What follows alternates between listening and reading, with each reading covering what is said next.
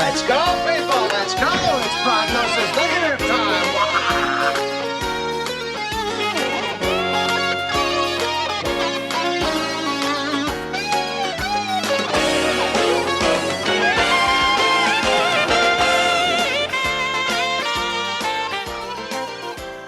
Hi, this is Eric.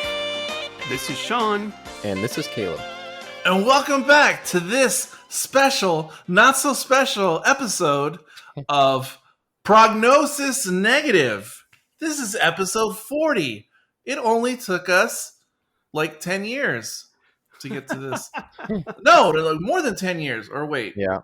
11 years to get to episode 40. Yet we have like 127 things on the feed, but go figure. Yes, welcome back, everyone. This is mostly Caleb's doing. Not episode 40 per se, but the subject matter. We're coming off of Oscar hype over here, in real time, having just seen it yesterday. So we're going to talk about something that has almost nothing to do with the Oscars. Sir. Almost nothing, I said. Okay. Almost nothing. We're going to talk about from 2002. No. From 1960, The Time Machine.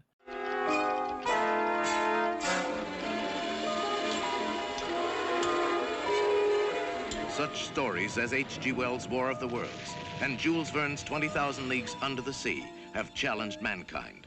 So today, man is successfully probing deep into the mysteries of the universe. Can he penetrate the greatest mystery of all, time itself?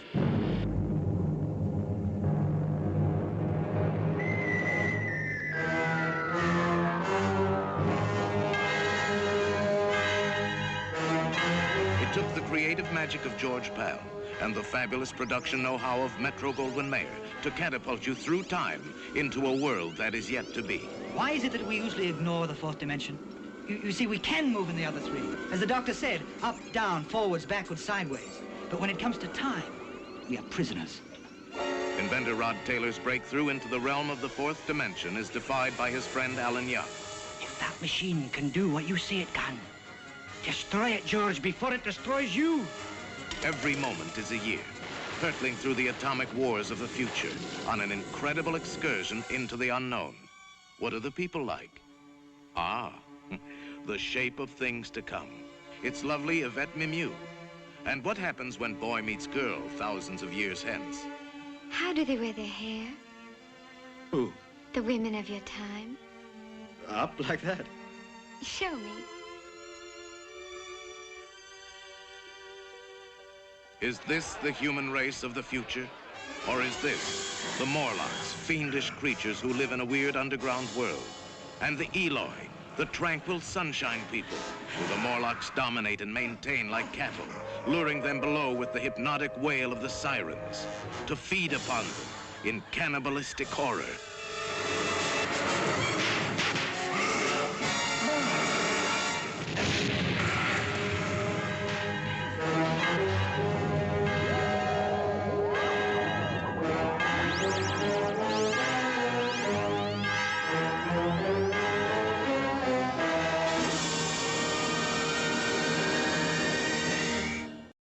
For a minute, she actually spooked me. I was like, oh crap, did I watch the wrong one? Not this again. Yeah, I thought for a second too. Yeah, that kind of. I used to have that movie on DVD too. Oh yeah, me too. I still own it on VHS, and I haven't seen it in full. VHS. I turned it off. What? Yeah, I just, as a kid, I could never get through that. It's a Guy Pearce. I could never finish that Yeah. thing. Obviously too scary. No, it was like the Island of Dr. Moreau with Val Kilmer. Both of them are just like embarrassing messes to me. I never saw that one. They're pretty bad, that movie is. I always liked the remake, which was, I believe, directed by H.G. Wells' grandson. But I always liked it. I just wish it could have been more than what it was. But that's just me. Yeah, and I'm curious to go back to it. I even thought about breaking down my VHS and popping it in my machine to see if it still plays, but then I didn't. So I was really excited to watch this. I haven't seen this movie, The Time Machine, since I was a little kid. And what really got me excited was when it doesn't take a lot for me, obviously, but when I pulled it up on Amazon, all these other movies like Jason and the Argonauts and Journey to the Center of the Earth popped up, and this should be a double feature with War of the Worlds, because I believe they have the same director, correct? I think so. Yeah, and they sought, or the H.G. Wells estate sought this director because they liked the interpretation of War of the Worlds. Okay, yeah. Interesting. So this is a movie that it adds a little bit to the book. I'm glad that they didn't have that hokey thing where his girlfriend dies, so he decides to go back in time. But if you're looking, if you're looking forward to time travel in this time machine movie, you're going to have to wait a while, because there's a lot of talking with old white men before we get to the actual time machine. Oh, we have a miniature time machine. I don't know how he put that together, but okay. I know. It seems like that'd be an even more like amazing feat. Yeah. It's just like, yeah. Well, we didn't get the scene where we saw his miniaturization ray, his little whatever the master has. Yeah, because it's like if Alexander Graham Bell invented like the telephone and like the micro cell phone at the same time. Yeah. Oh, and I'm going to lose the time machine. I'm never going to see it again if this succeeds. Yeah. But yeah, so that's the thing. Okay, so I saw this as a kid, and there were two things that scared the shit out of me. One was the nuclear war scene, and ever since then, that siren sound creeps me out. And when I was a kid, they used to test that siren every Tuesday afternoon, and it would freak me out. And then, oh wow! And then I saw The Day After, but then a couple of weeks ago, I saw the British version of The Day After, a film called Threads. Whoo! Wow, that's wow! You saw that? Scared the hell out of me. Anyway, sorry.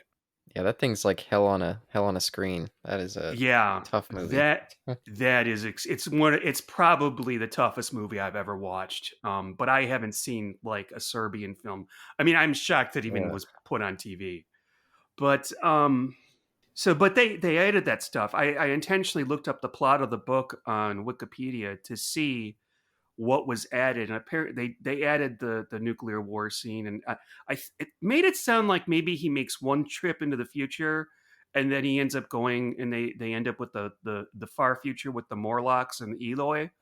I did. I had some free time today, and I did go through that book again. So if you have any questions, I did go through the whole thing today. I was gonna say it'd be insane if. Because the book was published like in 1899 or something, or 1895. Yeah, it'd be insane if he predicted, like a potential nuclear holocaust in the 1960s. Yeah, so definitely an add-on for the time in which the movie was made, especially since there almost was a nuclear holocaust in the 1960s. Yes, exactly. That must have scared the shit out of some people. Scared the shit out of me, and we had another one in the 1980s. But yeah, what is it that they added? That wasn't obviously the nuclear thing. Nuclear.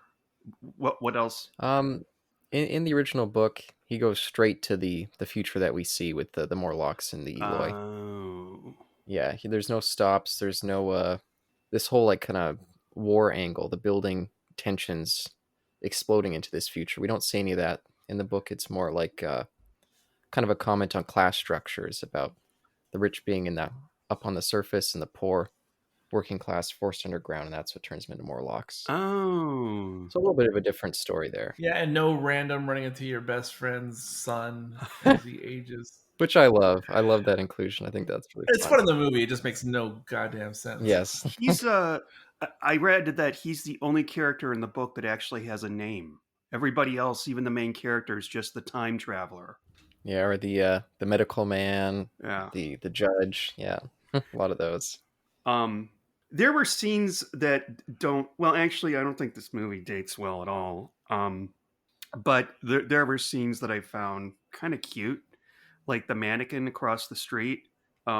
It's basically going Benny Hill speed, and he's seeing his housekeeper, by the way, if it's going, fast, she probably spends a day in front of that window. I noticed. It's like, well, you're not going forward very fast. Don't you want to go forward some more?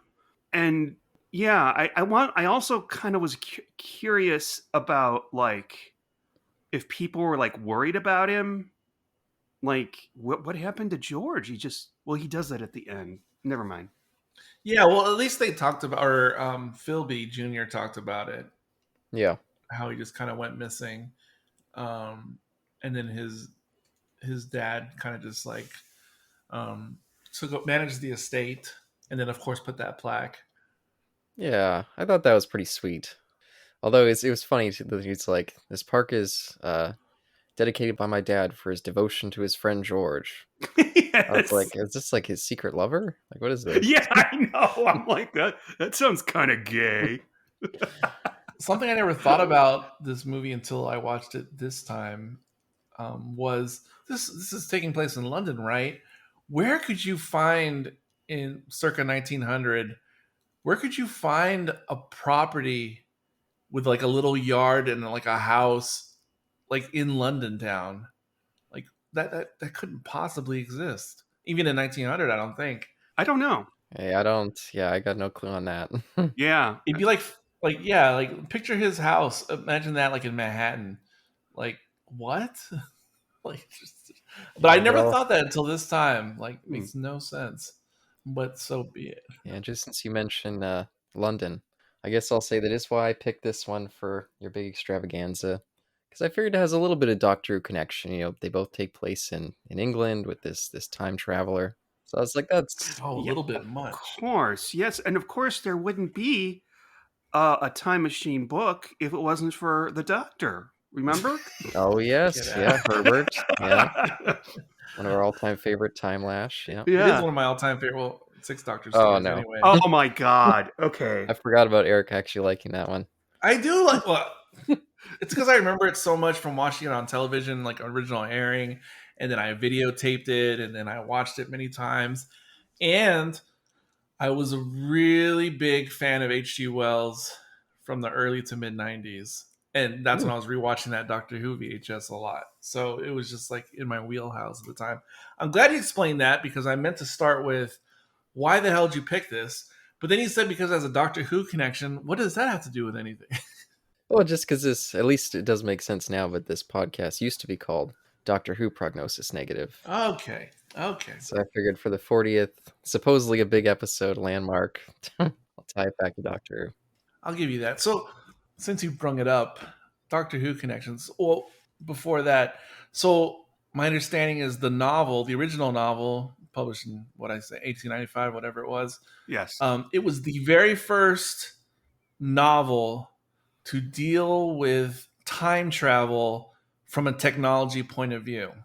I guess magic versions of time travel existed before, but not like a scientific based version. So the novel established that. This film was the very first, let's say, major motion picture to ever feature time travel, again, from a scientific standpoint. There was some little film that nobody's heard of that did it before this, but that's why I said major motion picture. So that's already, kind of a big deal. And then, of course, Doctor Who, we all know, just came out 3 years later after this movie and was, of course, inspired by this movie to the point that the first Dalek episode or story very much follows this. Oh my gosh. Yes. I almost would say it rips it off. It does. I never realized Fairy that. Nation a hack? What are you talking about? And again, I'll say some of those similarities are not present in the book, like the Eloy looking very much like Thal's. Yeah. That's all an invention for this movie, so he was definitely a fan. Yeah. Yeah. In the future, white people all look the same. And they all have blonde wigs. Yeah. And another thing that was not wholly a reference, but this is another thought I had for the first time this time, which was the time machine appearing next to that, I guess they call it the White Sphinx, and then of course getting locked up in there. That kind of reminded me of the Aztecs a little bit, the Doctor Who story, the Aztecs. Just the idea of the TARDIS like appearing in that temple and kind of getting stuck in there while they're off adventuring. Yeah. Just that one element. There is there are parts of this movie that are so slow. And the first one is the beginning, when you've got all these guys talking, and then George starts talking about how there's, a fourth dimension, and all of that stuff. It takes him so long to explain it. And I realized, you know what? I guess I gotta, you gotta give it to him because it was 1960. People weren't as sophisticated, and like you said, this is the first time travel movie. So yeah, and we, being Doctor Who fans, know all about. It's in the very first episode of Doctor Who. The fourth dimension is time. So there's a lot of exposition, that doesn't date well. When people say that, it's usually because something's misogynist or racist or something. But it's like, okay, we know all of that already. I really like the idea of him running into Philby's son twice. And by the way, Philby's accent, what was that? Was he Scottish or Irish? At one point, I thought it was German. It went all over the place. But there's little things, that tickled me. Like, I'm sure it tickled me when I was a kid that Philby's department store eventually becomes like a huge, I don't know, like a big, huge department store. Yeah, like a Harrods or something. Yeah, Harrods. There you go. I was going to say Marshall Fields, but I was afraid no one would know what I was talking about. I wouldn't. But one thing, I forgot about this. Movies from this era and this genre, they love lava. The Lost World, lava. Journey Beneath the Earth, lava. Let's put a monster in the lava. But boy, does this movie have lava. I love me some lava. And I just think it was, I think, you know what? I think the word is charming. Those little models of the cars being all overwhelmed by lava and fire. It was just kind of cool and charming. Like, yeah, I can dig it. Fun fact, you know how they made the lava effect in this movie? Let me guess. Jam. Strawberry jam. Incorrect. Okay. Went to a high school and just went to a science fair and just collected some. I forget how they make that. What was it? Well, that's what, baking powder or baking soda and baking soda, yeah. Food coloring and something else. I can't remember. Is it vinegar? I don't know. Oh crap, I don't remember. Yeah, I think it's vinegar. Yeah. Okay, vinegar and baking soda. But this is not that type of lava. They actually used like oatmeal porridge. Oh, interesting. Like cream of wheat? Ooh. No, oatmeal. Well, no, you said oatmeal porridge. Those are two different things. Yeah, no, that's fair. Well, what we call oatmeal in the United States is sometimes called porridge, and I know porridge is used for other things as well. But yeah, TV series. But yeah, they call it. That's why I said it that way. Okay. Yeah, just to counter with the beginning being so slow. I don't know. Maybe I just like watching stuffy British men kind of argue, and I find that kind of charming in its way too. And I was wondering, was Rod Taylor? Did he even have an accent in the movie? No, he covers it up well, but man, he is a. I don't know. I don't find him particularly attractive in other things I've seen him in, but for whatever reason, I just think he's really quite fine here. Yeah, he's not a bad looking man. Well, I've only seen him in The Birds, other than this, I think. But he just looks to me like that every guy 1960s like protagonist, like kind of like how Pike looks in the Star Trek pilot. Like he just looks like 60s action sci-fi man. Yeah, absolutely. Like Robert Conrad or something like that. Yeah. Wait, is it Robert Conrad? Yeah, he's got this kind of boyish smile, but also a slight mischievousness to him. I don't know. There's something there that's that captures me a little, pulls me in, especially his scenes with Weena. Oh, I'm not saying he's not magnetic. He just has that look. Oh, can we talk about Weena? Yeah, his scenes with her, they have such a cute little like semi-romance. It's almost like a childhood romance. It's Well, I like stupid. how he shows her the way of everything. Yeah, and I'm glad they changed that from the book because she is much more of like just his little kid companion in that. I think adding the bit of romance makes it a little bit more interesting. I don't like it. I don't like her. I thought the actress was terrible. Her soft voice like this, she sounds like a little kid. Yes, they do try to lean into that in kind of a weird way. And, why is she the only one wearing pink? Well, I know why, so we can, find her in a crowd. There was something else they did. I felt like the scene, the part where he's in the future with the Morlocks, for some reason I thought that was like half the movie, but it's more like the last third of the movie. So it went by much quicker than I expected. And the end reminded me of the end of Diamonds Are Forever. Where they... No, wait, hold on. Oh, Hear me yeah, out. okay, I got it. In that movie, they ran out of money, I think. So they were kind of like, okay, let's just end the movie now. This movie has that feel to it at the end of the Morlock. Like, they have this fight with the Morlocks, and the Eloi suddenly grow a pair of balls and, have the will to escape. Come on. Really? No, you're right. They're so zombified that they're not even going to help one of their own who's drowning in the river. I mean, I thought that there was more to that. I like the idea that for him, it's almost like he's landing on an alien planet and there's some sort of mystery to be solved, like a Star Trek episode, But man, and I thought he turned into a real dick when he's like, oh, let me see the books. And I swear I thought the book that he picked up was Around the World in 80 Days. And I'm like, haha, another book by H.G. Wells. But I just looked it up. That's Jules Verne. And then he just gets mad. He's just like telling off Mr. Potter. He just gets mad. You're all foolish. I'm going back home. I'm like, whoa. Yeah. You maniac. Yeah, exactly. He's like a proto version of Charlton Heston in Battle of the Apes. Yeah. I mean, Planet of the Apes. It's like, sir, would you take a Xanax, please? I want to go home. There's no books here. Damn it. No. It would have been great if he went to the beach and Big Ben was sticking out of the sand. Yeah. Oh, that would have been wonderful. Yes. But after a while, I was like, wait a minute. I don't blame him. I hate these people. These are the most boring race of human beings I've ever seen. They're lazy. They're stupid. They don't talk.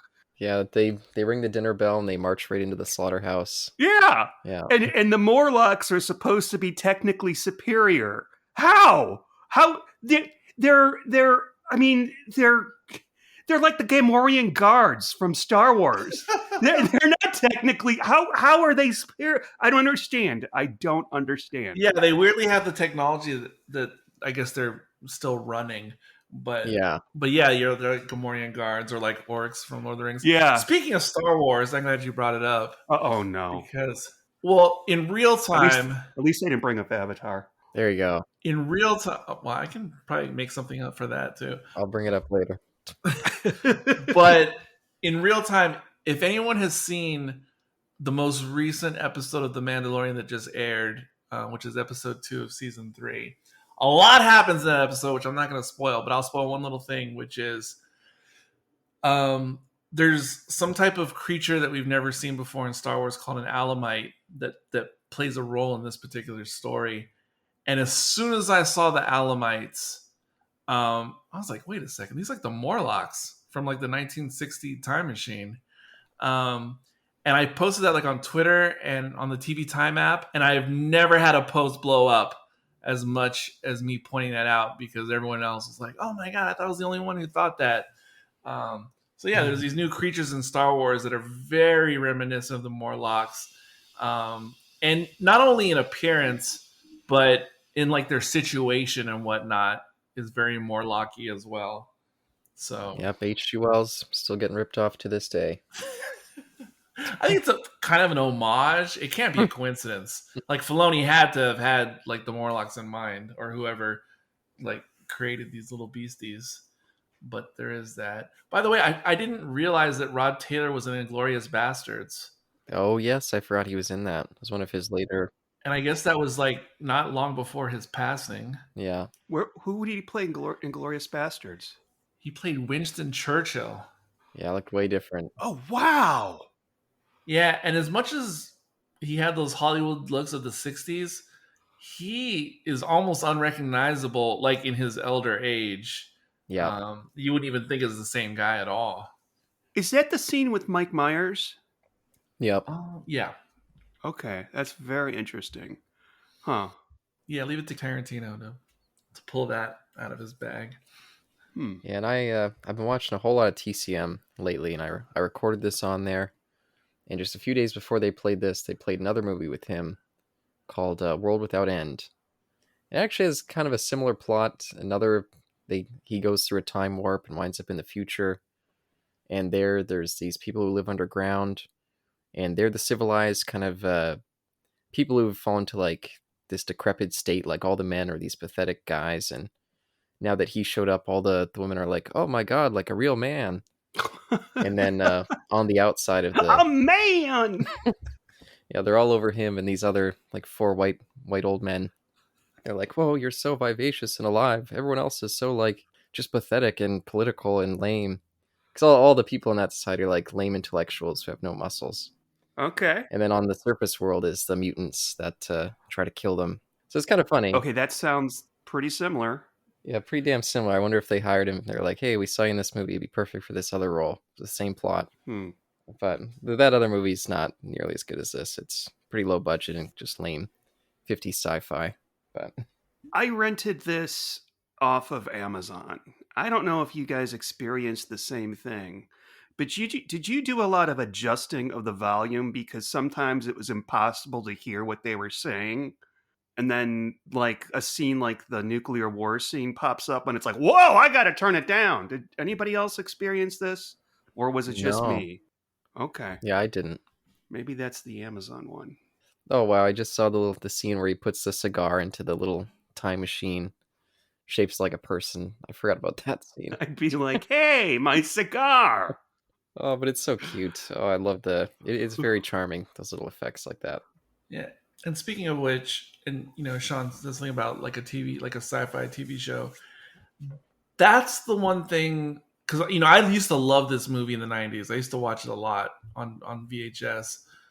But as the years have gone by in our time and in my life, that's why I find it more and more difficult to revisit this movie now, because it so seems like a TV sci-fi movie of the week, or it feels like, even though it is a movie, it doesn't feel that far off from the production values of classic Star Trek, and it just it just does not age well like other classic genre films do, even older than this one.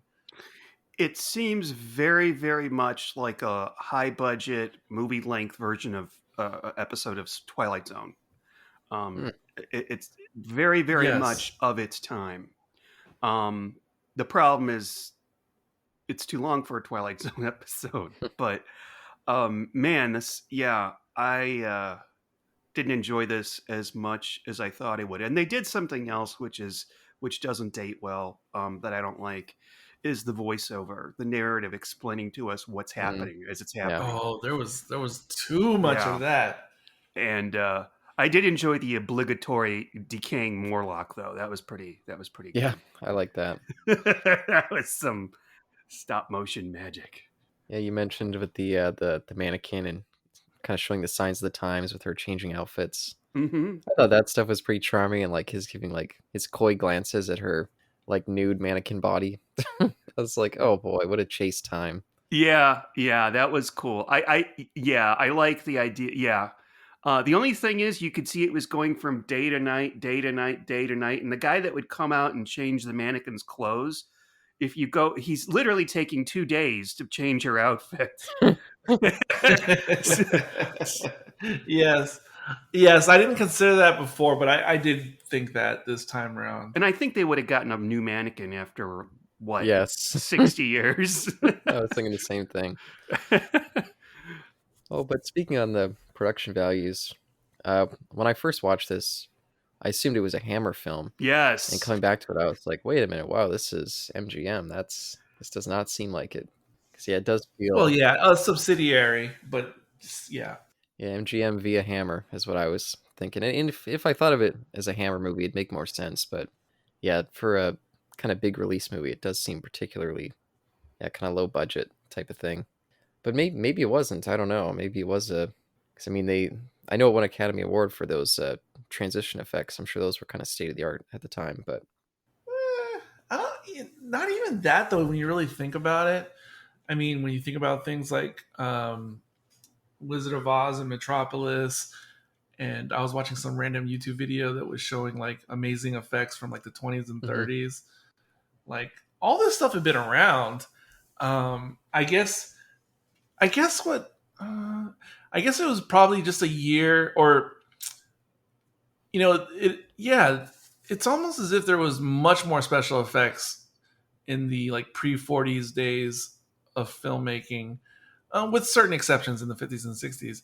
But I guess people have just kind of forgotten about like the art of a lot of visual effects. And I guess no one had really done stop motion in this type of way.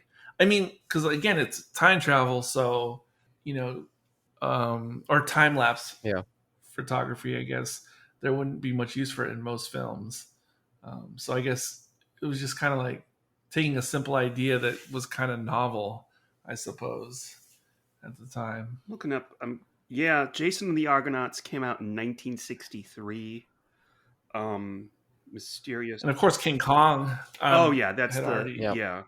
Which, by the way, I also recently watched Jason and the Argonauts on TCM, and that movie, it was a hell of a lot slower than I remembered it as being. That one was a little bit rough to sit through. Oof. Yeah, another favorite from my childhood. I haven't seen it in a long time, but I remember enjoying it as a kid. So yeah, interesting. What's silly is like when I was falling in love with those types of movies, let's say circa 1984, and Jason and the Argonauts, Seventh Voyage of Sinbad, and then when I would see Clash of the Titans, and of course I loved it, but I assumed it was from the same era of film. Yes. Yeah. Me too. So I always thought it was like a 60s movie. I didn't realize the movie was 2 years old when I was watching it. Me too. I swear to God. Yeah. Oh, they do. Yeah. No, it's crazy. That's another one that traumatized me as a child. The Medusa. Oh, me the Medusa too. I was afraid if I looked at her like on the screen, I would turn to stone. And oh. I watched the movie a million times in the 80s, Clash of the Titans, but I never understood what the story was. I never understood like why these events were happening and why one thing went to the other. You know what I always wondered? There's that scene where Harry Hamlin meets Burgess Meredith in that like arena, and you can hear. I never meow meow meow, and I'm like, is there a cat there? What's making that noise? It's a bird, you idiot, not a cat. Yeah, I agree. I don't think I knew what it was about either, and like that Maggie Smith and all those up there. Who are the gods? Maggie Smith. I don't remember. Oh, I can't even remember. It was like off memory. Peter O'Toole, and I don't know. But yeah, I'm sorry. We're talking about Clash of the Titans and not the Time Machine. But yeah, I'll bring it back slightly. Bring it back in. Yeah, because TCM, they were doing some of those like fantasy sword and sandal types movies. And after Jason the Argonauts, they played another movie that I recorded called Atlantis: The Lost Continent, which turned out to be directed by the same guy who directed this, George Pal. And that is a weird one of those movies because it's like half science fiction. It's like Atlantis was this advanced civilization. So like this movie has the kind of fantastical time machine device. We get a whole bunch of fantastical like laser beams, and they like drive around in fish submarines. That's a wacky ass movie, but I definitely it's a they fun have sharks with laser beams on their heads. Pretty much. In the summer, we made meat helmets. Oh god. Yeah, I feel bad. That I didn't enjoy this as much as I thought I was going to. And it was plotting. There were things about it that I thought were pretty cool and charming. Like the mannequin scene and all that. I just, man, it was just. It seemed slapped together at the end, and I didn't like how it ended, where he ended up going back to Weena. I don't like that name either, but that's H.G. Wells. That's not the filmmakers.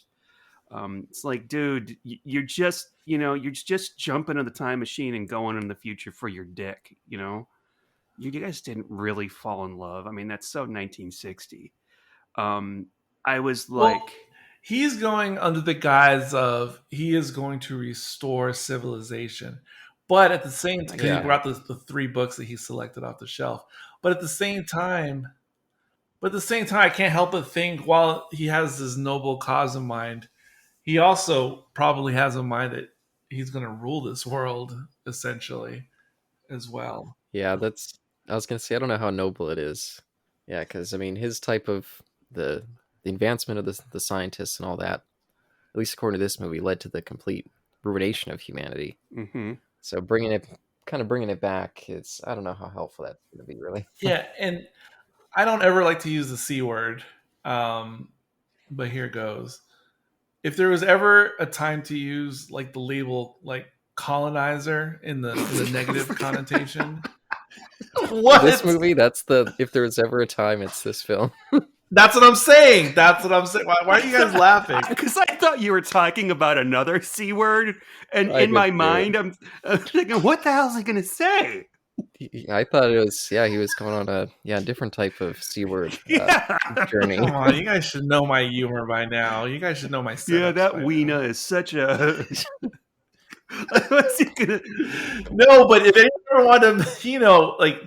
This movie would be savaged. Oh, no. Come on. Oh, no pun intended. No pun intended. This movie would be savaged nowadays by modern standards.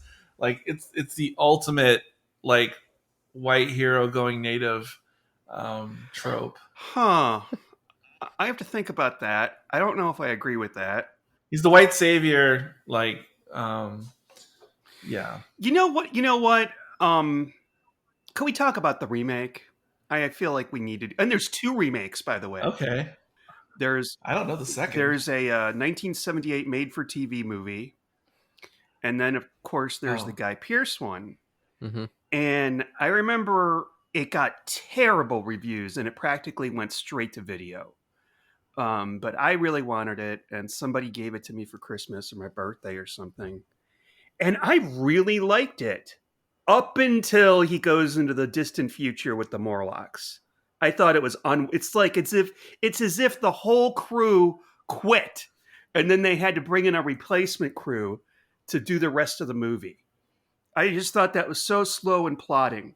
And it's plotting in this too. I'm like, oh, this is the better of those 2 movies. I don't think it is. Because the first half of the what is it, 2002? Yeah. I can't remember. Yes, 2002. The stuff with like Orlando Jones in the museum, there was some really cool stuff in there. It's a little trite because he makes a time machine because he wants to bring his girlfriend back to life because she dies in an ice skating accident or something. Yeah. But he wasn't bad in it, and it was just those stupid Morlocks and the tree people that it was just dragged it down so badly. Yeah, that's when I turn it off. Every time I get to whenever we get to that stuff, I just like, nope, I think I'm done. Yeah, and I think it's true with this as well, because I mean, and it's kind of inconsistent. And I put this to the director's fault. These Eloy people, which by the way would be a pretty cool name for a kid, Eloy. I'm just saying, and I feel like I met somebody named. It's a fairly common like Latino name. Oh, really? Oh, yeah. I've known a lot of men and people named Eloy. Huh? I know a girl named Elora who's Latino. Huh? Okay, or Latina, but these people, okay, we first see them. They're all frolicking in like a clearing by the river. One is picking apples and throwing it to the other. They're smiling. They look like they're having a good time. Yet at the same time, they're completely emotionless. And they will not rescue Weena from drowning in the river. Make up your mind. When he goes and eats fruit with them, fruit and vegetables, I guess that's all they eat. It probably tastes better that way. Is he's apparently sitting at the quiet table because all the tables around them, they're having a great old time. They're laughing, they're drinking. The Yeah. people that he's sitting with are just like, Yeah, they're the boring thalls. Yeah. yeah. It's like, wait, are these people? What are these like? Do they? I don't. This doesn't make any sense. Why are they like this? Yeah, there's got to be, like, I almost feel like, and I don't think it is in the novel, but you'd almost expect there to be like some kind of subtext, like the Morlocks are giving them some type of like poppy variant or something to explain it. Yeah, that's an invention for this movie, and I'm not 100% sure what the intent is. I feel like it's supposed to be like they become like the ultimate pacifists, where they feel no. Maybe it's like, oh, they become like these communist types, and they lose all emotions, and yeah, it's weird. Oh, that might be it. That might be it. But I was thinking too, like, if this movie had just been produced like 6 or 7 years later than 1960, you could just imagine like all the little Eloi, like in the Garden of Eden, would be like, "Hey, man, like, don't worry about it. The hippies. Like, let her just do her thing, man." That's kind of what they are in the book. They are much more hippie-like, but they're also supposed to be like 4 foot tall and incredibly like weak and a little bit kind of like fat, sort of. And yeah, so they couldn't jump in the water and do anything. But that's not, yeah, because I was thinking like if humans like no longer had to work to survive or whatever, I imagine them more being like the humans in Wall-E. But even though they'd be like physically incapable of doing things, they would still have like desires. You would imagine, to try to like save one another and things like that. Yeah. And in this one, it is weird, and they're like so programmed that whenever that klaxon goes off, they immediately just like turn to robots and march to their deaths. Yeah. How do they get like that? I don't understand. Like, are there special Morlock training camps where they're like, "Oh, we're going to show you how when you hear this sound, you do this"? But no, it's like they're, as one of y'all just said, it's like they're given poppy juice or something to hypnotize them. Well, it could be like Pavlovian or something, like, like cattle knowing it's feeding time. Yeah, it's okay. I mean, yeah, and it's supposed to be a parallel to when we see the nuclear bombs dropping. It's like they've just been trained that when they need to go underground when that sound comes. Oh, smart. Well, I think he even calls it out. Oh, did you just come up with that? Did you just come up with that, or did you read that somewhere? No, I'm pretty sure he calls it out in the movie. But no, I didn't read anything about it. I never put that together. Because he's like grabbing them. He's like, those people are dead, the ones who are dropping those bombs. And the people who are dropping the bombs are dead. So. No, but like the siren, like the alarm siren, the klaxon, and people just automatically go into their shelter. You know what else may have been inspired by this? I just remembered. It's very topical, too, given the Oscars from the other day. Indiana Jones and the Temple of Doom. When they've got all those slaves working underground, and then Indy comes in and they overthrow all the guards and they all escape. That's what happens here too. Yeah. Except we have a Morlock on fire in this one. Mm-hmm. Yeah, and again, all that stuff is also an invention of this movie. So yeah, I guess has some influence there. I feel like I've read that somewhere before. That direct connection. I do like that he turns into Pertwee during that. He's thrown out some moves. I'm like, wow, I didn't realize this kind of bookish scientist is like a trained fighter. That scene was not well directed. I don't. Yeah, it's one of the weakest looking matte paintings that's ever been. I mean, it would have been better if they would have like somehow staggered the stage, like to have different levels of depth, rather than just literally just the matte like background. And then the Morlocks, like, why haven't they invented some type of like shades or eye protection, and why are they still using? Or maybe I suppose they've de-evolved as well, Yeah. and not just the Eloi because they're using the stupid whips. I wonder what would really happen to people if they were forced to live underground. They turn to Gollum. Yeah. There's another movie called The Descent. You ever see that? I thought you were going to Beneath the Planet of the Apes. No, I wouldn't But know. yes, The Descent is great. I've seen that. Yeah, The Descent. Eric, you ever see that? I have not. Oh, that's like one of the 101 top horror movies. Yep, absolutely. These, I think it's an English film. I know the ladies in it are English. It might be Irish even. They go spelunking. Yeah. Right. Oh, I saw that. I remember seeing the trailer. And by the way, never go spelunking to the readers and to you guys. It's just the most dangerous fucking thing. Like, never, like, oh, Sean, we're going to go on a spelunking vacation. No, thank you. Unless there's a bar at the entrance I can wait for you at, I think I'll stay out. But they go spelunking and they get lost in these caves. And in the caves are these, what would you call, like, they're like these golem type creatures that eat people. And it's actually the scariest part of the movie is the scene where one lady gets stuck. Oh, yeah. It's just like, I don't think I can watch this. I have to look the other way. Yeah. Claustrophobic nightmare. Yeah, that is. Incredibly well shot. What the hell? There was some other movie. Oh no, it was a book that I read. Sorry, never mind. Yeah, when I heard about those Thai kids in that cave and I heard how they got out, I'd be like, no, I think I'll just die in here. That's fine. There's plenty of water. Yeah, that was a real sad case. Yeah. But for the Morlocks, I mean, I think I'm just taking this from the book, but they describe that it just becomes like second nature, like it's their animal function to produce these things for the humans. So they don't really understand how the machines work. That's just what they do to exist. Okay, that makes sense because they don't seem to do. When they got gasoline piped through there, gasoline, I guess, doesn't go away in the far distant future. But yeah, those machines do nothing. They just like produce smoke or something. Yeah, in this movie itself, it doesn't really make sense. Yeah, it just feels. And I don't even really get it. Like, what? So the people, they went underground because of the nuclear wars, and then did they? Yeah, and then they diverged in evolution. Yeah. Was it radiation that mutated them, or I wasn't quite sure. No, I don't think so. I think it's just literally living subterranean for eons. Because it wasn't like 100 years of, it was millennia, I suppose. Yeah, in the book it was the year 8,000 and something. Which is crazy to think how far away that is. Yeah, that makes But it's even much further in the movie, though. That makes me so anxious to think about the year 8,000. Like, oh my God. I mean, I know I'll be dead, but like, will the world still be here? But in the movie, it's like 800,000, isn't it?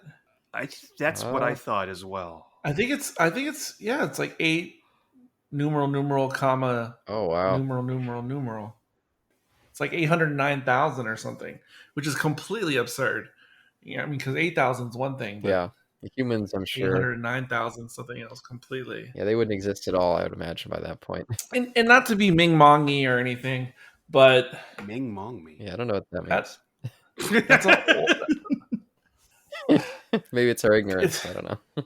Yeah. No, it's an old reference to the early days of Doctor Who podcasting. Okay, all right.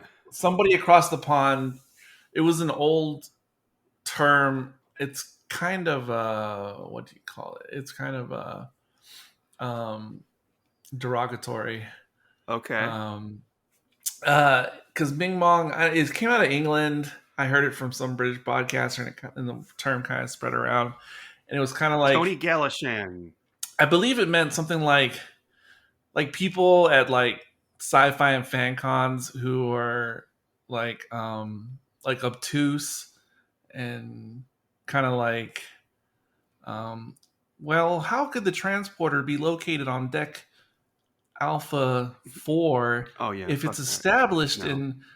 So it's kind of like people who are like pedantic about things and dense, but it's like a derogatory, I guess, connotation.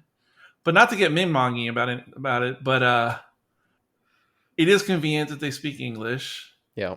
Fine. I mean, yeah. I get it. I mean, it'd be too much, I guess, that they're doing like hand signs and stuff to communicate with our protagonist.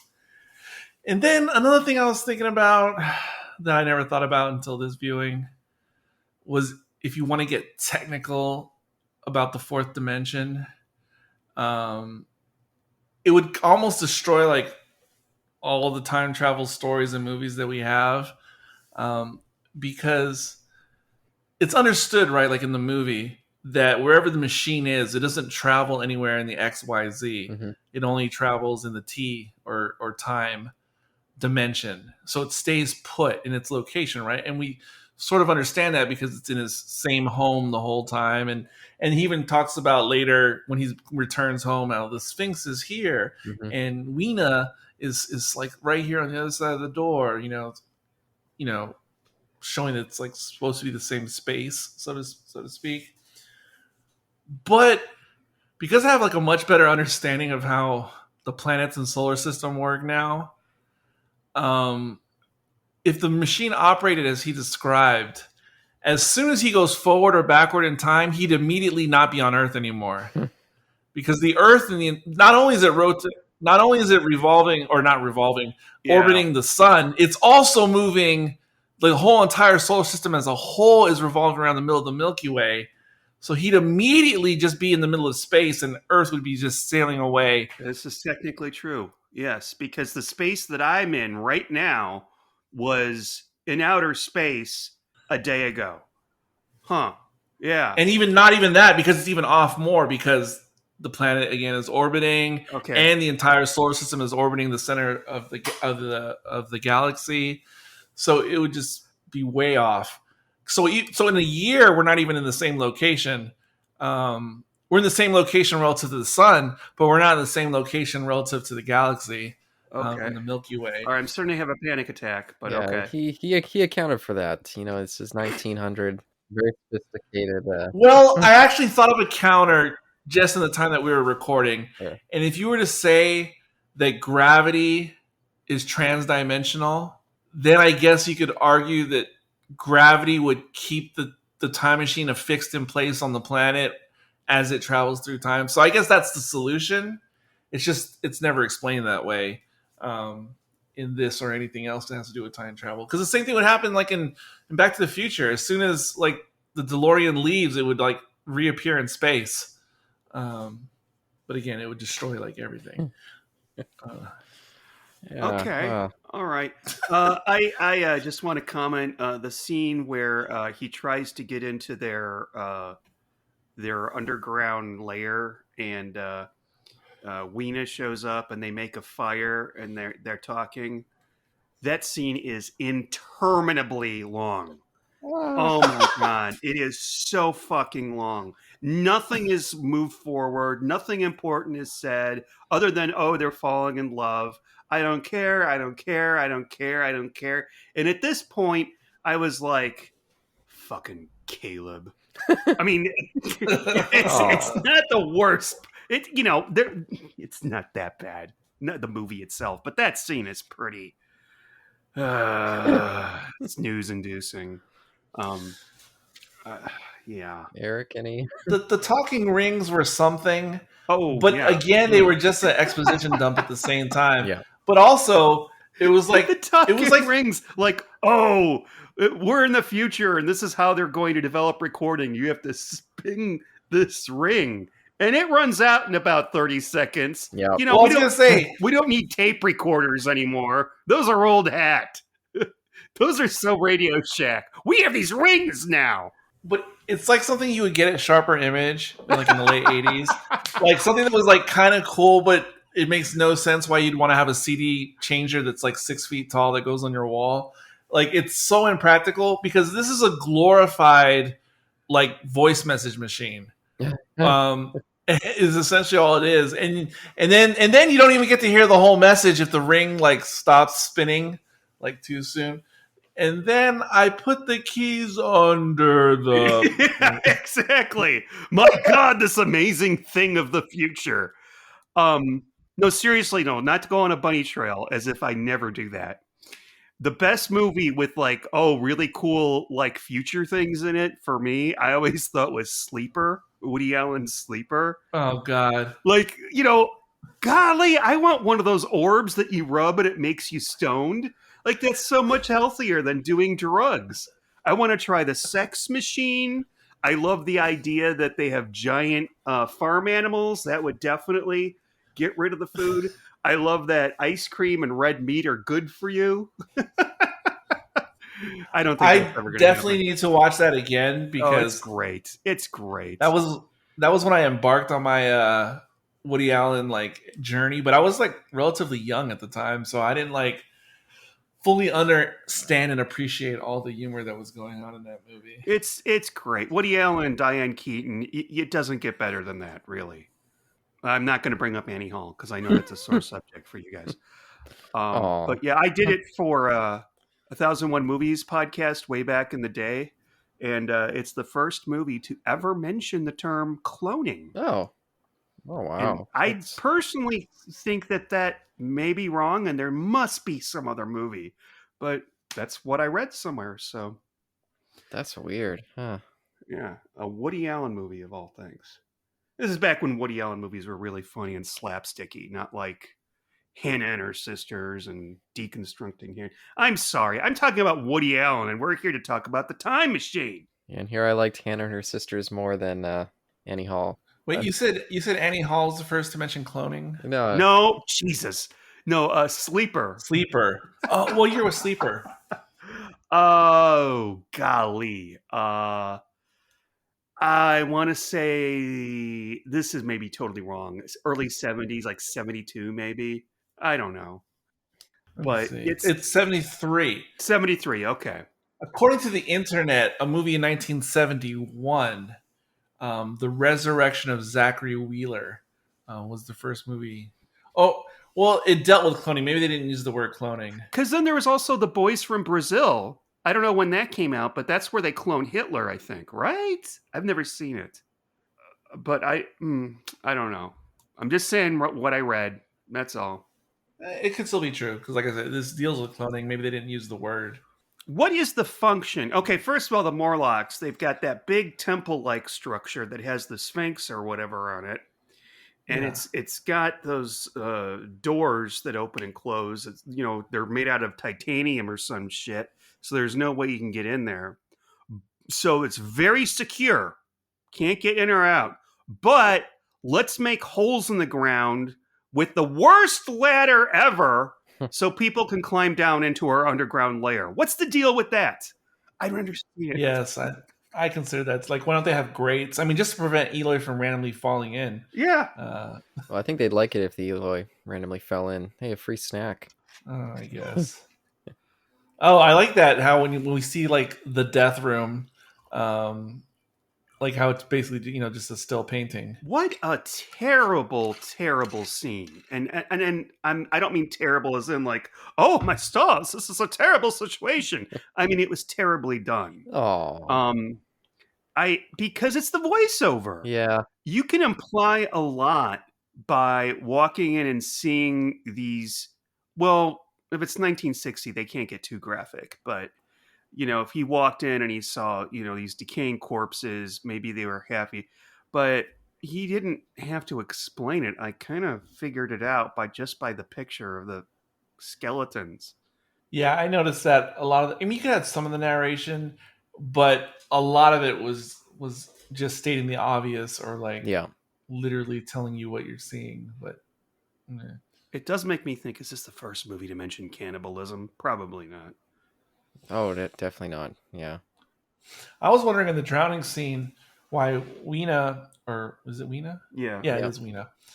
She was the only person wearing like a nude bathing suit. Yeah. Because the other Eloy were either wearing their standard clothing or the ones who were wearing bathing suits was like a completely different design and material. Yeah. Like they were all like in terry cloth, but for some reason she was like in this nude suit. And and I couldn't understand any purpose of it other than I thought of one of two theories. Either one, it's supposed to imply that she's fully naked, but there's this obvious nude suit she's wearing, or with this particular suit, it just makes her more visually. Yeah. She pops more visually in this Yeah. particular outfit, but neither one of those explanations really satisfy me. Yeah, because then she changes into that pink outfit, which is worn by another lady in that scene. But then after the almost drowning scene, and by the way, it drove me crazy that when Rod Taylor helped her out, he kneeled down on the sand and all this sand got all over his shoes and his pants, and I was like, no, don't! That drives me I crazy. was thinking that with his jacket too. He's just sitting in the sand. Yeah, I noticed it on his jacket, and then when he picked it up out of the sand and put it around her, and I was just thinking, she's like, why are you putting all this sand on me? I fucking hate sand. This is why I don't go to the beach. I almost drowned one time at the beach, and sand, I'm sorry, but Christian Haydenson is right. It gets everywhere. Yeah. And he doesn't say it, but it gets up your asshole. Oh, he mentions that too, yeah. Yeah. I will say, I'm going to say something nice. I'm like, Missy, say something nice. The introduction of the Morlocks, when he first goes down into the cave and he sees the skeleton room, I don't know, their larder or whatever you want to call it. And all of a sudden we realize that there's a Morlock right there on the wall, right where he's standing. And we don't see the face, we just see the back. And then we get glimpses of like, the glowing eyes and all that. And it's actually pretty cool. It's pretty effective. It's when they reveal everything, that it becomes less scary. But before that, it's like, the shark in Jaws or the velociraptors in Jurassic Park. Yeah, they look like little Jawas hiding out. Yeah. Yeah, no, I think all that stuff's pretty suspenseful. But then, once we see them and, once he's getting into fist fights with them, they do become much more comical. And what was that? Pee-wee's Big Adventure? When the campfire and then all the eyes start appearing. Oh, yeah, and he punches one and just falls against the wall and dies. Like, really? You guys? Your constitution is this low that you're going to start bleeding from the mouth just from a... Yeah. I mean, there's a scene, though, where they're all, like, all the humans, or the Eloi, or whatever you want to call them, are trapped in that room. And you see through the gauze curtain, the Morlocks are moving forward, and you just see their glowing eyes. They're like a cat's eyes almost in the dark. Mm-hmm. And it is pretty cool and creepy. But really, once you look at the Morlocks, close up or for long, they look really fake. But I know I can tell. Yeah, because once they reveal everything in full lighting, you just realize they're like heavyset guys wearing like Twilight Zone masks. Yeah, in blue paint, in fright wigs. Yes, but it's okay. I mean, what do you want from 1960? You're not going to get. Yeah, and it's too bad because in the book they describe them because you guys are mentioning those weird ladders. They mention them as kind of like spider-like apes. So the weird ladders would have made sense in that book, and I wouldn't mind seeing another remake, where we can kind of maybe make that element a little bit more interesting. I agree. Oh yeah, and speaking of remakes, because earlier Sean threw me for a loop when he said like the 70s remake, but I looked it up and I realized it's a quasi remake because it's Time After Time. Oh, okay. That's the movie that's considered the remake. And that's with Malcolm McDowell. Yeah. And he plays H.G. Wells, and he goes to San Francisco chasing Jack the Ripper. And I've never seen the movie in full, but I've seen parts of it on television before. So I forget that's, I guess, spiritually connected to the Time Machine franchise. Yeah, Nicholas Meyer, I think, was I think he was the writer or was the director? I can't remember. Oh, that's interesting. But the Star Trek fame. So it attached to our RBG. Oh, yeah. Directed by Nicholas Meyer. I have a stupid question. In Time After Time, do they have the Cyndi Lauper song in it? Is that where the song comes from? This predates the song. Yeah, I'm pretty sure, yeah. It predates it by quite a while. It's like 79, I think. Yes, it is 79. Okay, sorry. All right. Malcolm McDowell's ugly. Yeah, I mean, he had some early stuff where he was attractive, but it was very select, and then everything went wrong. Maybe that's horrible. He's to say. more attractive now than when he was like in Cat People. I remember watching it with a friend, and then when he first appears and on screen, oh my God, Aw. sir! Yeah, he's definitely. Yeah, he's never been a.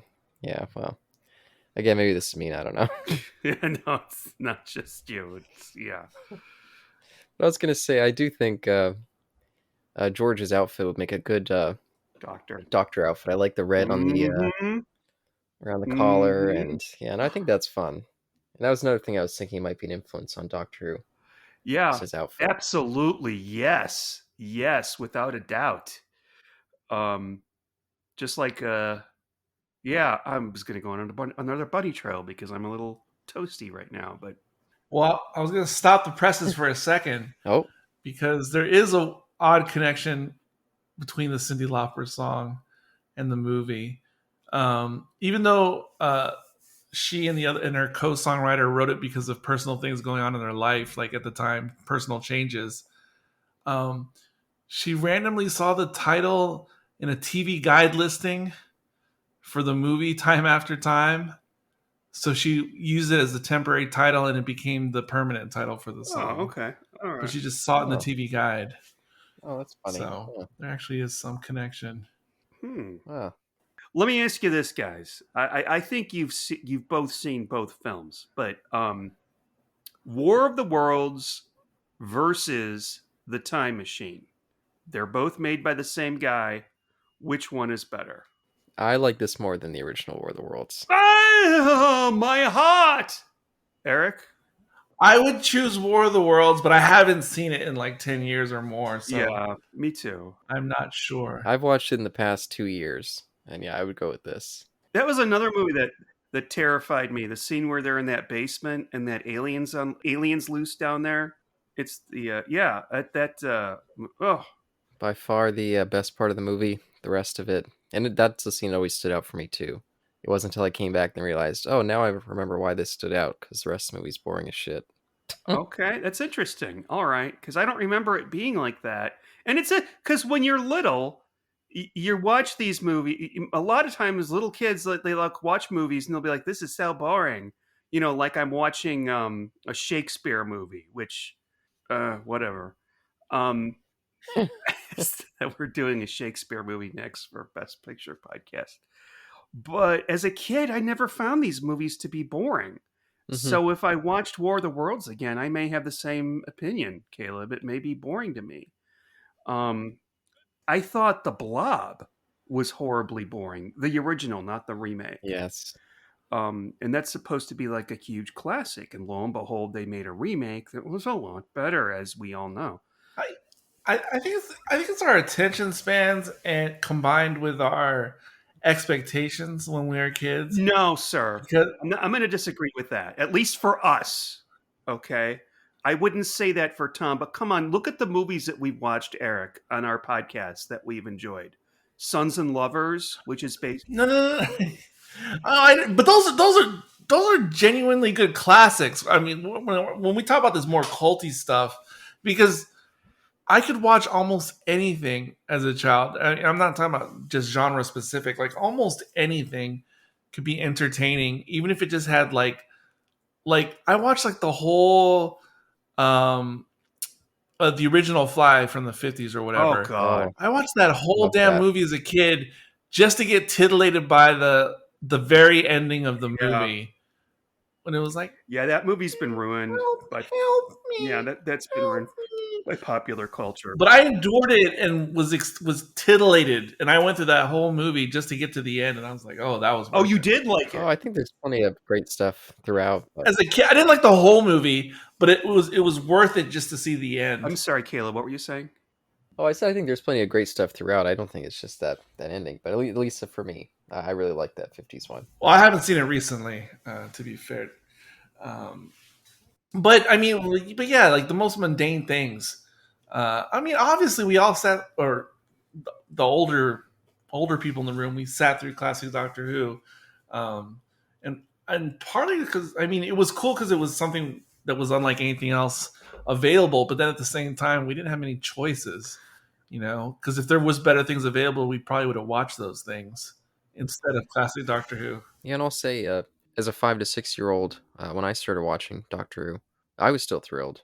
And there was definitely better options out there for a kid, or at least ones that were a little bit more fast-moving. There was still something captivating about that. But I think the reason that some of this 50s sci-fi in particular, going back to it's so dull, is because a lot of the ideas have been covered in later films, and pretty much the ideas for the sci-fi concept were the only interesting things. Because 50s sci-fi was so bland and whitewashed that there was like almost no substance to it, almost across the board. So much of that stuff is just like it's obsolete now. 50s Yeah. science fiction. Have you ever seen Forbidden Planet? That's one that I actually like. Yes, Forbidden Planet I think is Okay. interesting. I've never seen that. Yeah, it's one of the better examples. Yeah. Yeah, it's one of the best of the genre of the time, but at the same time, it is still lacking, compared to the more modern things. Obviously, I remember years and years ago, over 20 years ago, is when I lived in Chicago.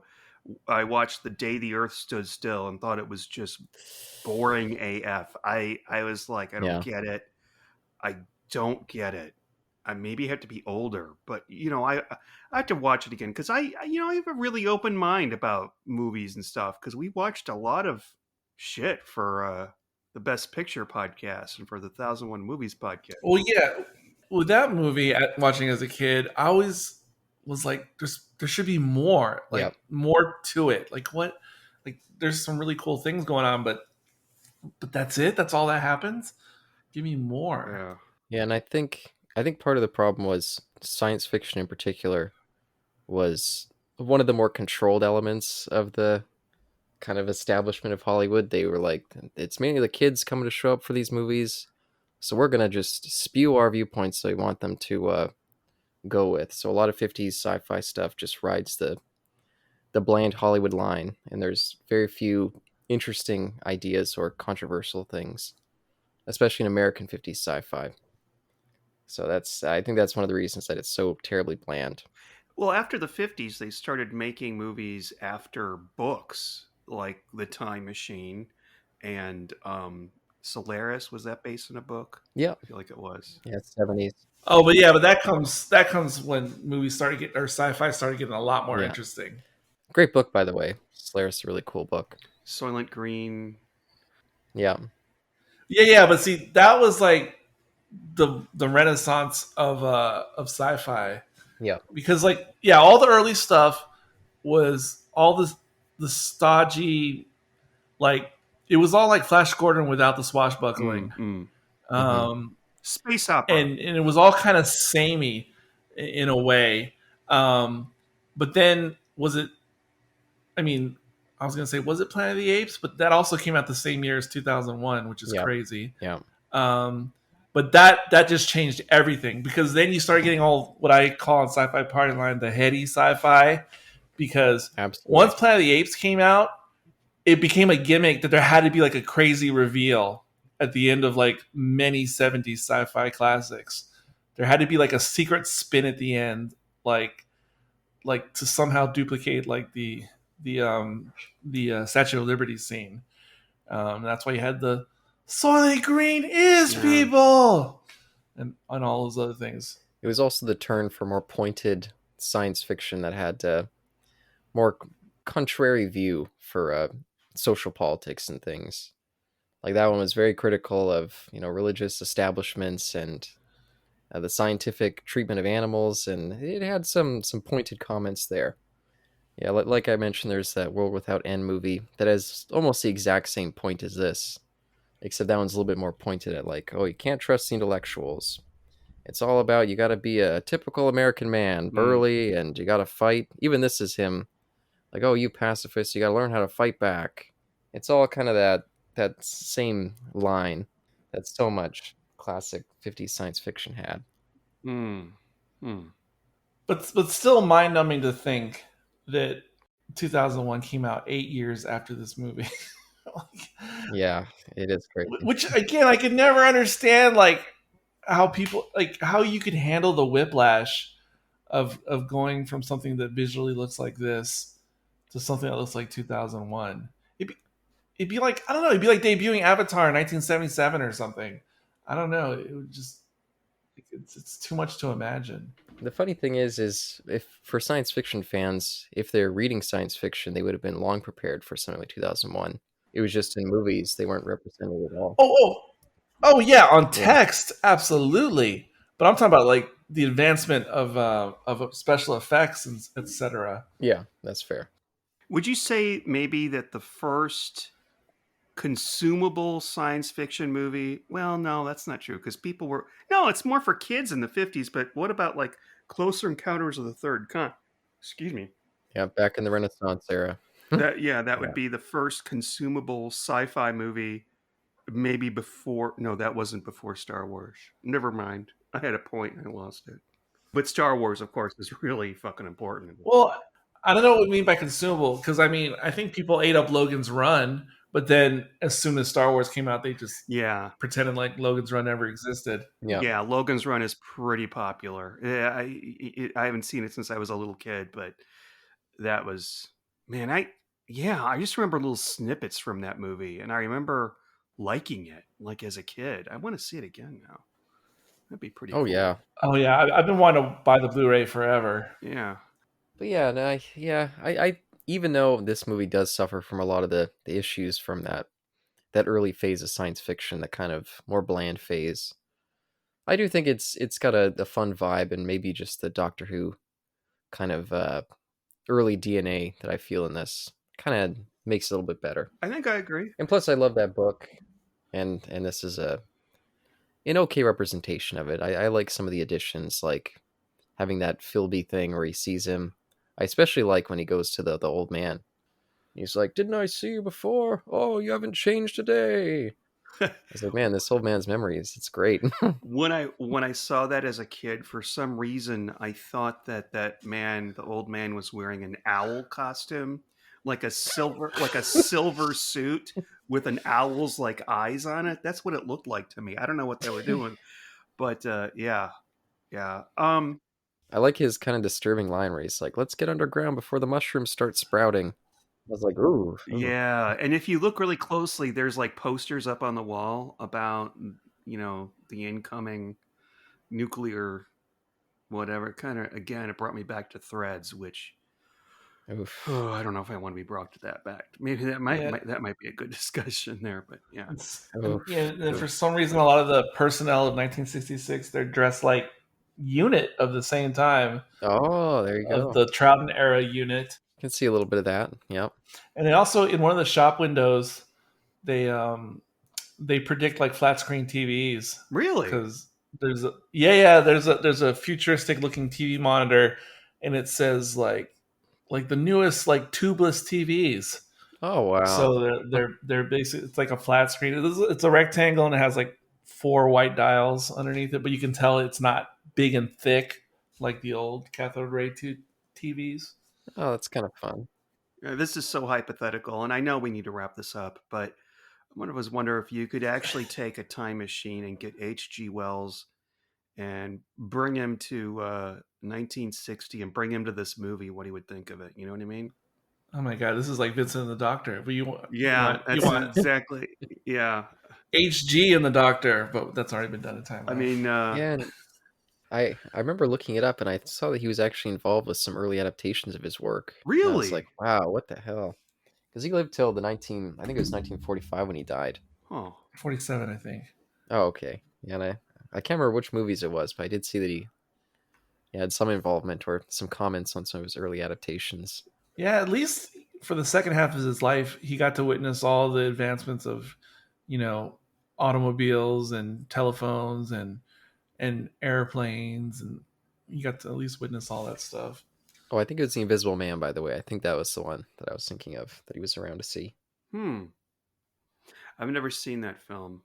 Oh, wow. I have a love-hate relationship with those MGM monsters. I always thought that Dracula was one of the most overrated, boring movies. Yeah, that one is pretty weak. Yeah.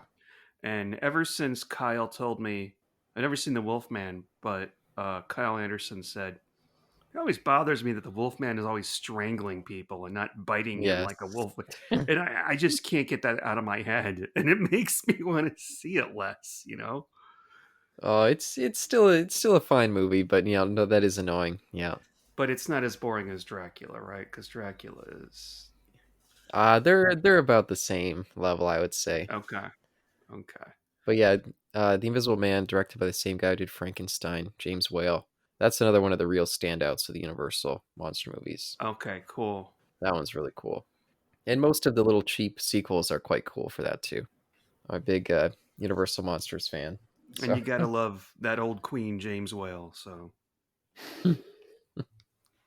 But yeah, what else do we got? Are we at the final kind of summations here? I think I already gave mine. But Yeah. Yeah, we're gonna rate this after I look at Rotten Tomatoes here on the Time Machine 1960 with the critics 76%, with the audience a strong 80%. Okay, Bald Brian.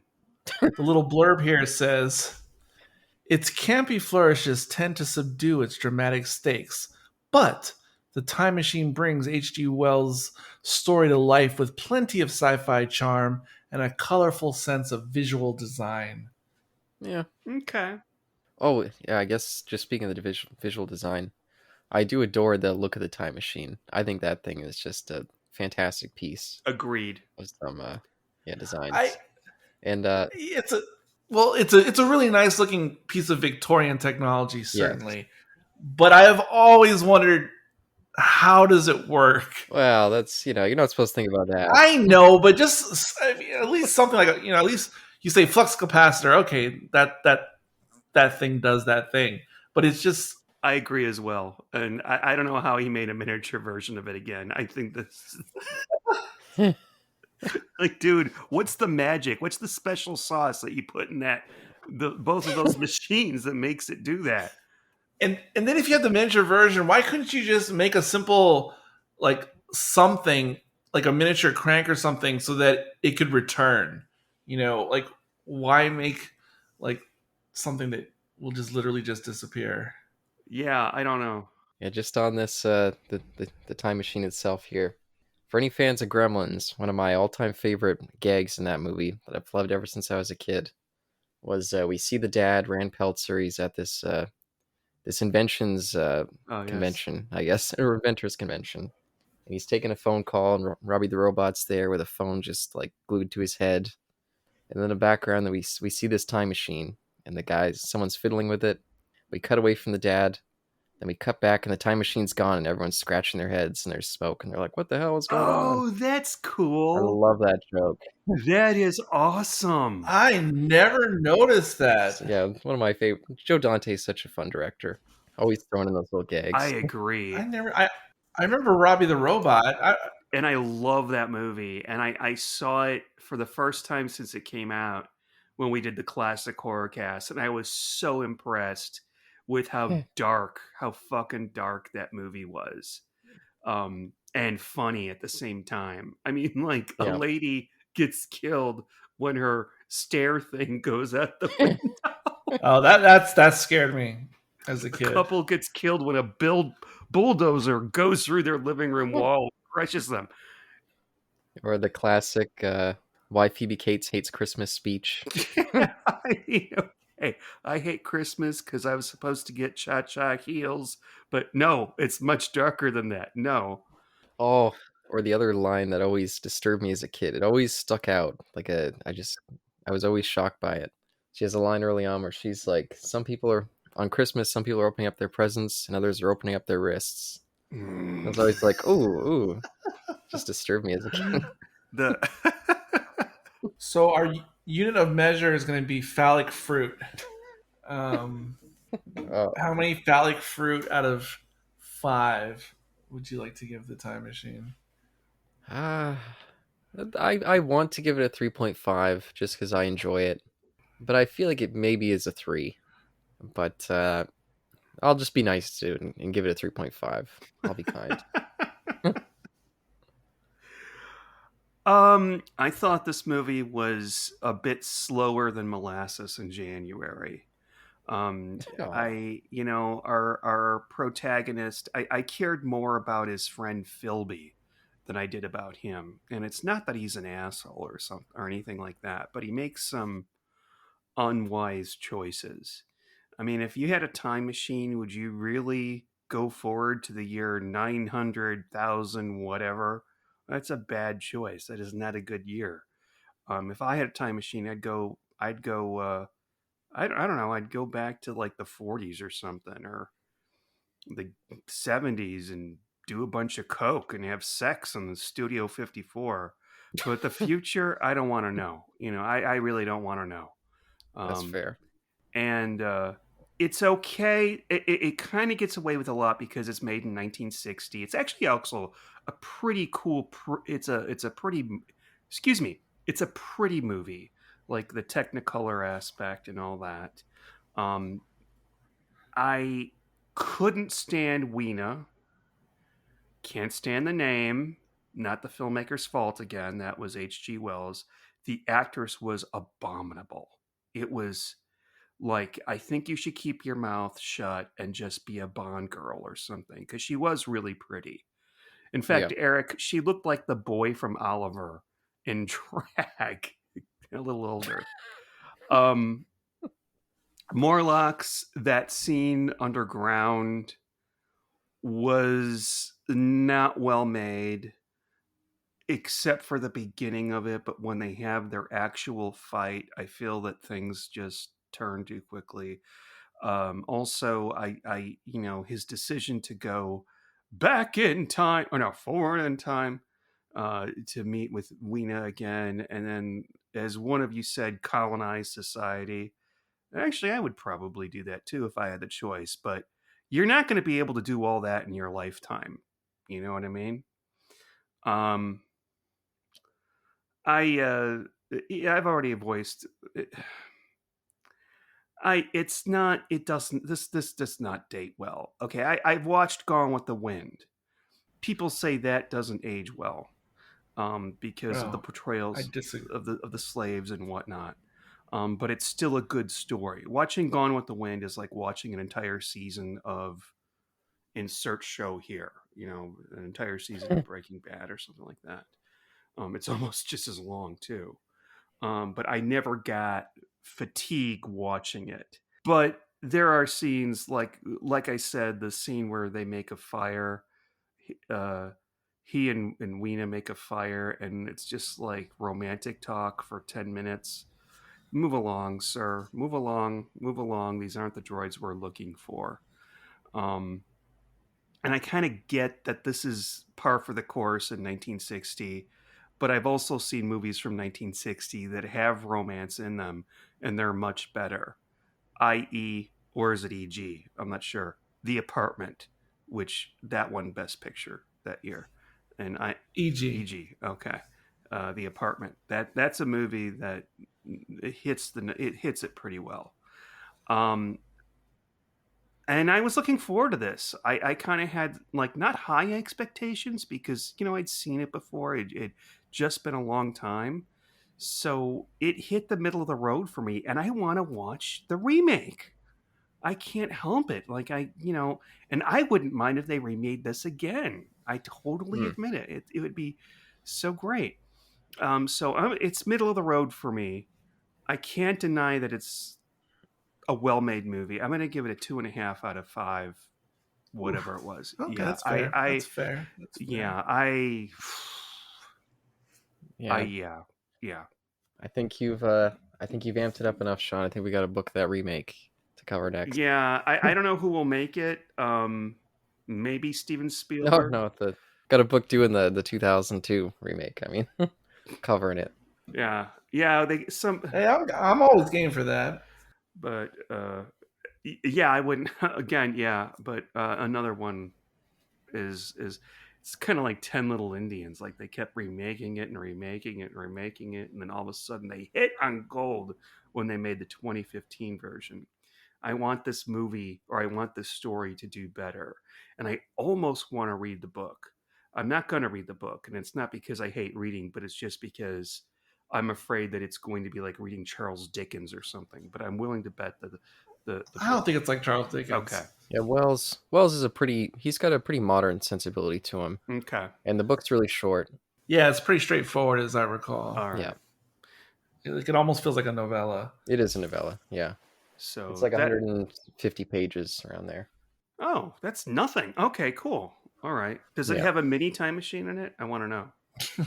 It does. It does, really. And even comments, he's like, "You guys better believe me. I don't want to waste this model." And he sat up all night painting it. Took me twice as long to get these tiny bits in order. His Warhammer friends would be so impressed. Like, can you imagine? Like, if in Doctor Who, whoever invented the first TARDIS just invented a 5-inch tall model? Like, this is a fully functional TARDIS, and I'm gonna send something. I can't send it; won't come back. But you're just gonna have to take my word for it. Yeah, I kept hoping in the book that at one point he would like come across it, like just see it, like, "Hey, is that? Can I just see a corner of my eye?" Yes. I thought that was going to be a thing, and it wasn't. And I was like, "Sir, if it's not going to come back, why do you want to go in the real thing? And you may not come back." And also, if he wanted Weena to come back with him to 1900, was she going to sit on his lap in that machine? Well, I guess so. That would work because his watch wasn't affected. So, anyway, okay. I'm sorry, everybody. I'm done with my rant or whatever you call it. So, So I guess my closing notes and my score. On the one hand, it is kind of cool that it's in full color. You know, just because color is color and colorful, but because so much of the actual production seems 50s-ish, I almost think it would work better in black and white, because if it was in black and white, like psychologically, I just give it more of a break, and then somehow like the old school look would just be like, oh yeah, but it's black and white, so you know what I mean. But because it's in full color, it almost takes me aback. I'll just shut up. Sorry. I agree with you, except it would make the Morlocks creepier. But I'm sorry. Okay, keep on going. No, it's okay. If we ever do the new one, it'll be interesting to compare and contrast. Just in that, it's very noted on Wikipedia that the '60s version very much is a product of its time because of the additions to the book that reflect the '60s. Again, Cold War, impending, nuclear threat and all that type of stuff. But with the 2002 version, even though the movie was filmed and in the can prior to 9/11, it was in post 9/11, and the creators say that had an effect on their editing the movie. Oh wow! And to where it kind of comes across in the movie that there is a little bit of a post 9/11 vibe. That kind of translates into the movie, so it'd be something to look out for in that. And also the way that women are depicted in both versions. Like here, it's still the subservient feminine role. Oh yeah, it was kind of standard fare. Definitely.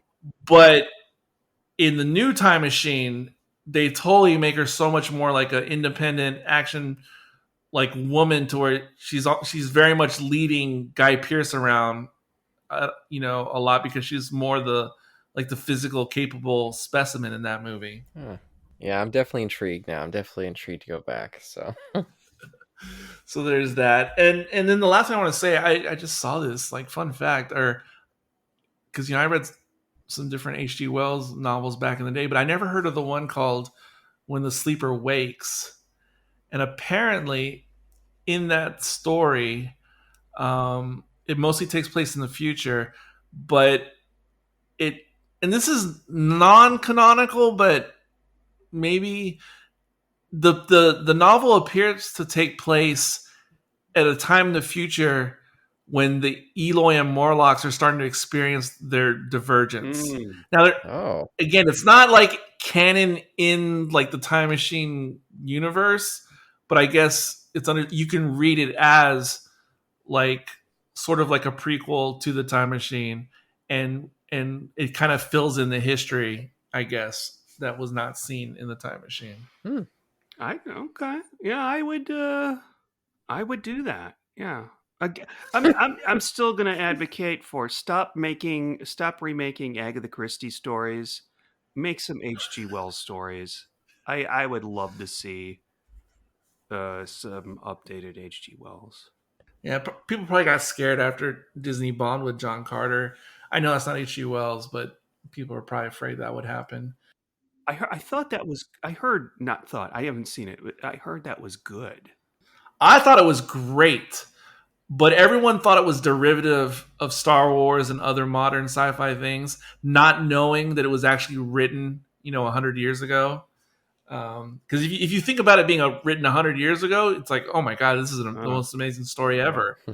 But if you think of it as 2005, it just seems like lame. I'm always waiting for another Island of Dr. Moreau story. I always think that could be done really well again. Have you ever seen what was the really old one with Charles Lawton?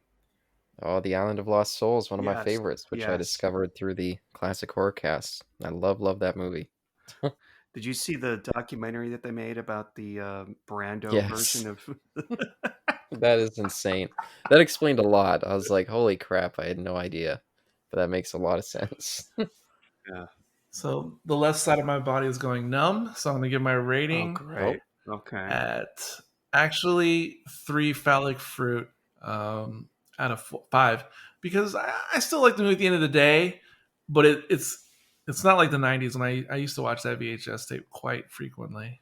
Yeah, the age, as the years goes on, it does just become more lessened, which is too bad. But I guess it happens to us all. So one final question: what 3 books did he take with him into the future? Yeah, I did wonder about that. Yeah, and I was like, was one of them the Bible? That's the only thing I can think of that would be that important. It popped into my mind as well. Yeah, I wouldn't take the Bible, but I don't know if the character in the story would choose that book, to be honest. Yeah, I was thinking if this was an American production, because I think maybe Galaxy Films was the real producer and MGM was just a distributor. I think he took an unadulterated Roald Dahl novel and he took the Kama Sutra. No. And the Philosopher's Stone. Yeah, I don't know. It's a fun question to end the movie on, but yeah, I don't know if there's a good answer for that. I would take movies. I'd take. You know what? Seriously, you know what I would take? I would take my Blu-ray player and the complete series of Star Trek, the original series. There you go. I'm not kidding. Because they would love it. And it's like this is the society that you should be, and you have to work towards. Absolutely.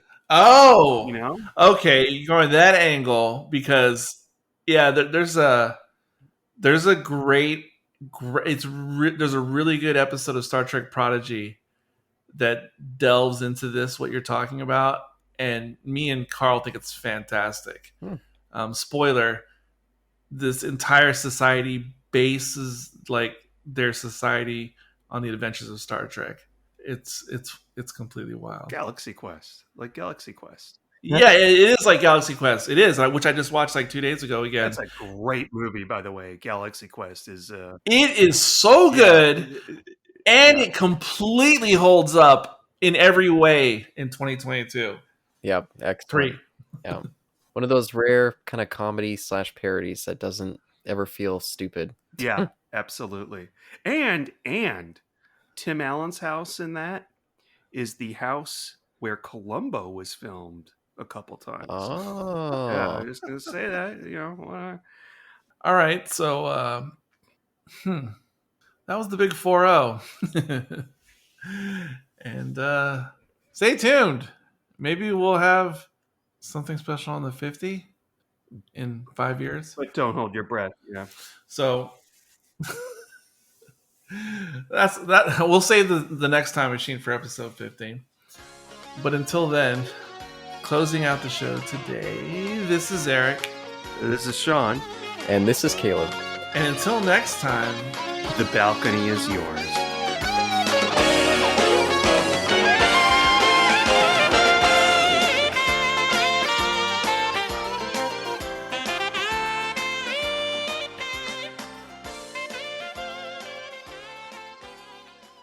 Prognosis negative.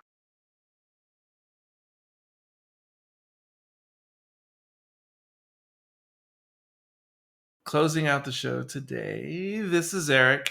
This is Sean. Did we lose Caleb? I have no idea. It's maybe he's on mute. I don't know. It's on my screen. He's still in the call, but there's no sound obviously coming from him. Yeah, but when it happened to you earlier, okay, folks, Caleb sends his love and says goodbye. What do we say? I don't know. And I'm going to say, and until next time, and you say the balcony is closed. Okay. And until next time, The balcony is closed. but he needs to come back just to make sure.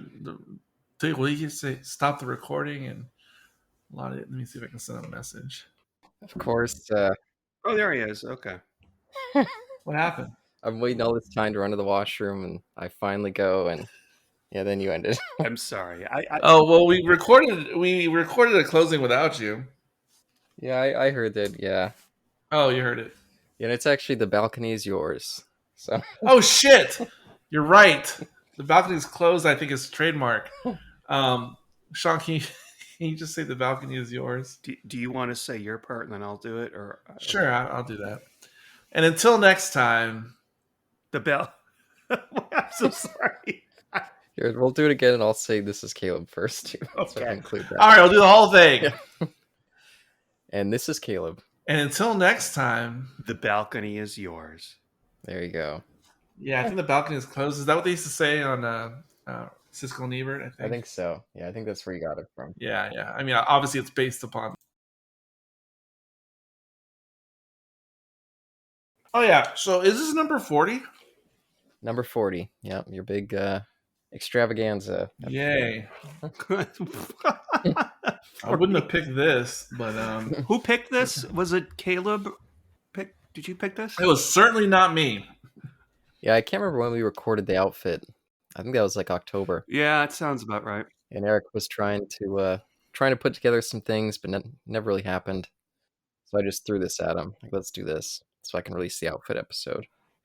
These gays are trying to kill me.